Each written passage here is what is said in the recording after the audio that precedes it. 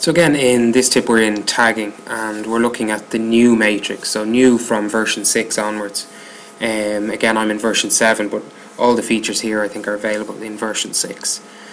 So it's a huge step up from what the matrix used to be. So anyone who's used previous versions of Dartfish, this will be this sort of standard format that you would have got. So you would have selected one item on the left, one category set on the left, and one category set across the top. And that was the extent of your matrix. It was always two-dimensional, so it was one metric versus another.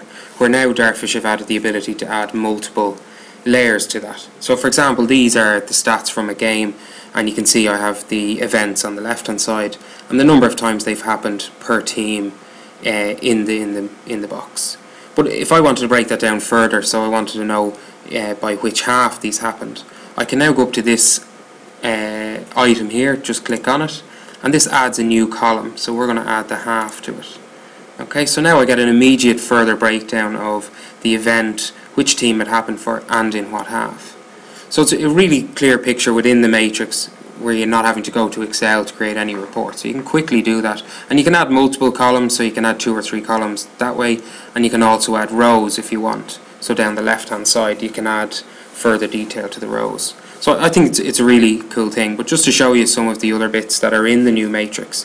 So for example, if we make it even more detailed, so if I go to shot outcome for example, so these are the shot outcomes for the various teams across the half.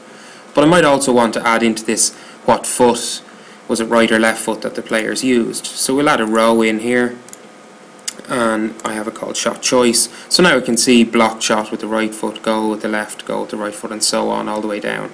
Okay, so you can start to see the picture build up, and now I have 4 items in my matrix where before I would add 2. So it really does build up a picture of what's going on. So I'm going to go back and just make that to the simple table that I had at the start, and we'll remove the half as well. Okay, so this is the basic table, but there are now also some format things that we can do within this. So for example, if I do the drop down, I can now have data bars in it, so I can set the color, but I can also have data bars, so you can begin to see a picture of, you're getting just more detail on top of the stats. Okay, so I can see how much of one thing has happened, and again you can pick from the different colors. I'll turn that off, and you can also have a heat map, so you can go from green to red or red to green, whatever your preference is, and again it will create this extra visual information of what events are occurring most frequently, and it'll color coordinate them accordingly. Okay, so again a really neat feature that has been added in lately. The other thing is the percentage of events, so I'm going to change my table here. So we'll go to the shot outcome one, and we'll add back in the half. Okay, so now I have the shot outcome, add by half, and I have the raw figures, which is great, but maybe live the management or the coaches would much prefer a percentage value rather than just the raw number. So again, I can set the cell content to show me the percentage of a total. Okay, so immediately things can jump off the page. You can start to see the 20% of points scored in the second half and so on. And again, you might want to add in some colors or data bars to it, or the green to red, whatever it is, so you can start to see some extra information.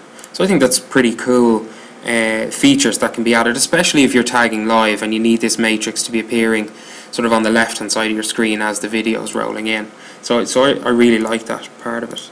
And one other thing I wanted to show you was the last sort of cell format that you can make.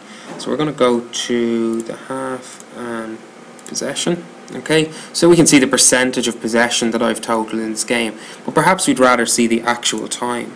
So again, you can select the duration of events. So I can very quickly see in this game how long the ball's been out of play in either half, or who's had possession in what half, and how much possession they've had, and it totals it all for me. So again, some really neat features. You can sort of 3-dimensional search, 4-dimensional search, you can format the cells, you can even color code them with heat maps and stuff if you want. So again, a really new feature, but really good and really useful.